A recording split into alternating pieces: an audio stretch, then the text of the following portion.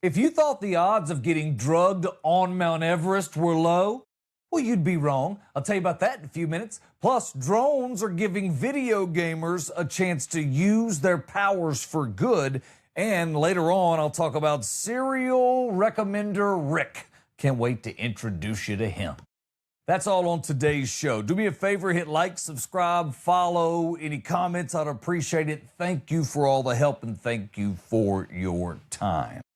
Now, people are climbing Mount Everest. They're getting drugged in the process so they can then be rescued, and that's all part of an insurance scam. It's not really survival of the fittest, it's survival of the most billable, which is really sort of insurance, kind of. So in 2018, they got the first exposure on this. There's a lot of facts in here, so I'm going to do some reading of some things. This is a fascinating story. We're in 2018. We have a major investigation by the Kathmandu Post, and it reveals that there's this large insurance fraud scheme, and it has to do with the rescues going on Everest. Now, the government responds, and they put a committee together, and you know how governments do when they start putting committees together. Well, that allows 15 to 75 people to justify their job. So the facts and the findings from the committee produced a 700-page report. 700 pages. And they announced that there will be reforms. 700 pages. If your scam needs a book, you're not hiding anything anymore. It's a syllabus is what that is. Those are different. Maybe if you just spend more time in college, you would know that. From 2022 to 2025, the fraud actually expands. Yeah, Nepal Police Central Investigation Bureau has to reopen the case, finds the scam is still growing. Yo, that's awful police work. You thought you'd shut it down. Nope, they franchised. Just rotten to the core. Now, how did they get you off of the mountain? How did they work their scam? They had two methods that they did. One was the "you look tired." That was method one. So what the guides would do is tell exhausted hikers, yo, if you act sick, we can get a helicopter to come get you. Heights and me, they're not so good. I don't know if you've done the Pikes Peak thing and run up to the top there. Well, I did, and then you can go up another 200 feet, so forgive me if I'm wrong by 100 foot or two, because it could happen. It's been a minute. But when you climb to the second layer, you get parked there where they give you the donuts, and then you climb on up there where those oddly unkept mountain goats are sort of just hanging out. Those cats, one, need a barber. Two, to watch them jump, it was pretty cool. But there's a little building up there, and you can kind of go, and they'll just walk on through it, too. You're not really playing with them, but you're in their world, but they're not mad about you being there, which is kind of a cool thing. But it was a little unnerving because I don't want to fall. I ate the donuts, but I still felt a little bit dizzy for about 12 hours. I thought it was interesting, though, because they're all like, bro, you just act sick, we'll get a helicopter to come rescue you, which is sort of Uber Premium, the altitude edition, right? The second, they use fear and manipulation, where the guides and the hotel staff all work together to scare hikers about altitude sickness. And they told them they would die if they experienced it. And they pushed them towards emergency evacuation. Now, think about that if you're a hiker. I don't know how you think about the whole walking up Everest thing. For me, I would do that. I just haven't been in the right position to train for it. If I could find some folks that knew how to train properly for it, which I'm sure I could find on the internet. But, okay, fact is, I'd like to talk about doing it, but I probably never will. Probably like most of us. But have you ever been around the people that actually do it? I've been around a few of them. They're not like me either. They're a little different. They march to the beat of a different drum. And I don't know that I'm totally cut out for that. And it's expensive, an expensive journey. It's like, I want to say 10 or 12 grand to the first stop, and then you'll be out 25 to 30 grand when it's all over, I think. Again, could be completely wrong. Check, in Nepal Times or whatever. You can find that information online. It's not that hard to find. Method two is they're going to scare you. You're going to die. They push emergency evacuations. in, you're on Everest, you're already scared, they're pushing. It's kind of like being on a roller coaster, and the guy next to you goes, hey, this ride kills people a right good bit. They found during their investigation the second time around, they were using Diamox, and I may have said that wrong, but it's an altitude sickness medication. And they were having people use it improperly. They were having them drink a whole lot of water, which triggers symptoms. And then that way they would get the emergency evacuation. They would also, or at least in one case, they laced the food with baking powder. It's not really a rescue now. It's more of a setup, right? I mean, imagine again, you're climbing Everest and the real danger is not the height, it's lunch. You're over here freaking out about oxygen. Meanwhile, the guide's in the back like a villain in a cartoon going, eat up. There'll be a helicopter coming in 20 minutes. Yeah, some kind of freaks, man. I don't want a part of that. Now, talking about money, it's a pretty profitable little scam. Nearly $20 million tied to fraudulent rescues. The hospitals are actually kicking back 20 to 25% for the calls, another 20 to 25% for the helicopter operators. So start thinking about that much money. Some tourists were even offered money to participate. Come on now. It's not health care. It's a rewards program, and I'm all for it. Climb one mountain, get one helicopter free. Fair? They turned Everest into a group project, and for the expense of it, I mean, let's be real, it takes a group to pay for it. 4,782 foreign patients were treated between 22 and 25. 71 of those have been confirmed fraudulent. Those are confirmed. There's plenty more that they're going to do the work and unravel, I'm sure. Paid to hospitals, helicopter services, trekking companies, 171 fake rescues. Think about that. At that point, Everest isn't a mountain, it's a business model, which it really is since the first time basically we went to the top, isn't it? Because you pay a lot to go up that hill, and in between you get food. I mean, you basically stay in a Holiday Inn each night, but whatever. I still think it'd be a really cool experience. 32 people thus far have been charged in our organized crime rings, which includes hospital staff, helicopter companies, the trekking operators, and some arrests have been made. We finally found a place where even survival got monetized. So if you are a video gamer, or your son or daughter is a video gamer, and you're like, put that controller down, you've got things to do. Well, you're not wrong. I totally get it. However, there's a lot of money in that, and used to you would say to me next, hey man, yeah, but it's only if they're, in their young 20s, because once they lose the dexterity to do whatever that game they play is, when they get to that 24, 25-year-old age, it's pretty much over because they're not as quick as they need to be for that sport. However, what if they could turn that and go forward into a way to serve the community and make money in the process? Cincinnati is using drones to help police the area. They're doing 911 calls. They're getting there sometimes instead of officers, but in most cases before the officers. That way they can relay messages. They can interact in the car. They're able to see things through the video or through the camera of the drone. If you're like me and you grew up playing video games, or maybe you even play them now, I don't know anyone that would do that at my age, no one at all. But if you enjoy playing them, this is an opportunity for you to do something cool that may be the best job in America. They launched a $4.8 million program.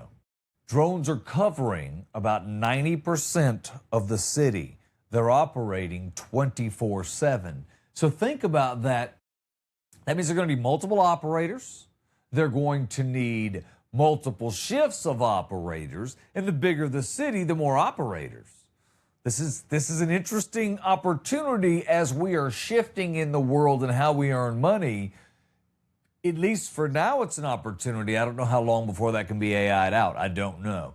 But these drones will respond to shootings, traffic stops, large crowds, basically anything that comes through the 911 desk. I like to call that Call of Duty Cincinnati. Drones, like I said earlier, are first on the scene in most cases. At least 61% of the time, they're not helping, they're first. So they're showing up. They're not backup, they're early access. That's actually kind of cool. And think about that again as a job for a second. You're sitting in a room, controller in hand, watching live footage, eating Milk Duds. That might just be me. You're responding completely to unpredictable situations in real time. Now, I think that would be super fantastic. I don't know if you've ever played a game, if you're into video games, there was a game where it was a police simulator game, and it might have been called Police Simulator. Forgive me if I'm wrong, but it's a PlayStation game. It's not hard to find. It was on PlayStation. It's probably on Xbox and computer too. But basically, you're an officer for the day. You operate the car, you do the whole thing, and you do it like it's a full-time job. Like everything's done to the minute. You drive the car, you do the conversation, you pull them over, you do the arrest, then you do the clock out at the end of the day, and you do your paperwork. So it's a real simulation. I thought that was interesting. And this would basically be playing that game kind of, except with, real consequences and a lot of responsibility. But you see what I'm saying? It's the same thing. You're holding a controller, looking at a monitor. It's no different than what I'm doing when I'm playing Call of Duty. No different than Police Simulator. No different than any of the other games that we play, Assassin's Creed, that have drones in them. This is a shift, and I think it's very cool, and I can't imagine getting the opportunity to do that. And here's the other thing. Why do they have to be there? Eventually, we're going to figure out how to do this from anywhere, right? From any location. And then we'll be able to instantly interact with because, he has to do the same thing. He has to interact somehow. He can't just up and yell, whatever. There's a chain. So it really can be done from anywhere. So it's fascinating how far this has gone this quickly to me. Seems like the most fun video game ever made. And it's funny because Call of Duty strives to get more and more realistic. And this is about as real as it gets. So what I'm telling you is a lot of the training that if your son and daughter play, or that you and I, if you're a player like I am, we've done it. We've already trained a lot, so that's kind of cool. They're helping out with things like opening day. Crowds got out of hand. Drones were already in the air. They were totally watching everything. They used them during a street takeover, which is where you get scenes from above where they're telling officers where to go on the ground, who's moving, how to stop it, who's running, which I thought was really, really, again, a cool use of the technology. It's real-time strategy policing. They've already launched over 7,600 flights. They're averaging about 45 flights a day. Now, here's the part that people don't really appreciate. There's a drone above you, but you don't know why. It's just hovering, which makes me feel a little weird about the whole situation. Because, nothing will humble you faster than realizing you might be side content. And I don't want to be side content. Nobody does. Shoot. And they've tied all of this into a real-time crime center. It looks like something off of NCIS. So now it's just drones, cameras, data, everything all working together. From a safety standpoint, I totally get it. If officers can see what's happening before they get there, that's big. That can save time. It can save lives. That's just unbelievable. But at the same time, we're getting real close to living in a world where somebody is sitting in a chair, probably eating Milk Duds, watching everything, making decisions before you even know something's happening. Somewhere out there, there's a guy with a headset on, like, yeah, I got eyes on him. At that point, it stops really feeling like about public safety, doesn't it? All of a sudden, it starts feeling like you're starring in someone else's video game. and I don't know yet how I feel about it. I'm not sure. Tell you something else. Never trust a man who recommends things with zero evidence. I got a buddy I call Serial Recommender Rick. He treats every conversation like he's being sponsored. He ain't got no sponsors, no contract, no product, no experience, but man, I'll tell you what, he recommends things with a level of confidence that few people have in anything. Now, his relationship with reality, that's suspect in most cases. You may know someone like this. If you don't know Serial Recommender Rick, it's a shame. You should meet someone like this. They're fun to be around. You could take anything you're talking about, ride along down the road. Who? I just heard a noise in my car. Well, I recommend you get a Subaru. Whoa, Rick, calm down, bro. I didn't ask for a whole new lifestyle. I said my car made a noise. That's follow-up question situation, bro. You done went to full vehicle replacement. That's commitment, and I'm not that far in, Rick. You see what I mean? Rick does not respond to what you said. Rick responds to what your sentence could become if it had a better ending. Whew, I've been tired lately. I recommend magnesium. Sir, you don't even know what I'm tired from. It could be work, could be my kids, could be you. Rick will diagnose your life like WebMD with Wi-Fi issues. Just buffering, boom, magnesium. He just needs to figure it out. He's got a little thing in his head that spins and he goes, stop, magnesium. I asked him one time, because I'm around him because he's in the piloting business, and I said to him the other day, I was like, Rick, you ever recommended flight school? He said, oh, I recommended everyone go to flight school, even before I went. I was like, oh, okay. This man recommended me a dentist while I was eating a sandwich. Not choking, I'm not in pain, I'm just chewing. Successfully, I might add. All my chompers were working, everything was good. Rick, I'm in mid-bite, and Rick's like, you know who you should see? Like, for what? I'm winning, Rick. It's all working. He's all recommending preventive dentistry during lunch. That's not the way to be, man. I'm sitting there like, Rick, if I can chew bread, I feel like I'm ahead of the game, bro. I need to call no dentist. I mean, bread's hard. But Rick doesn't wait for problems.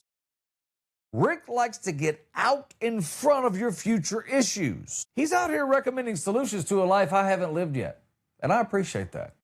Rick doesn't listen. Rick skips straight to the commercial break. I love that about it. Thanks for your time today. My name is Bud Ford. It's Bud like the beer, Ford like the truck, and I appreciate you liking, sharing, subscribing, following, commenting. And if you got this far, thank you again. Have a great day.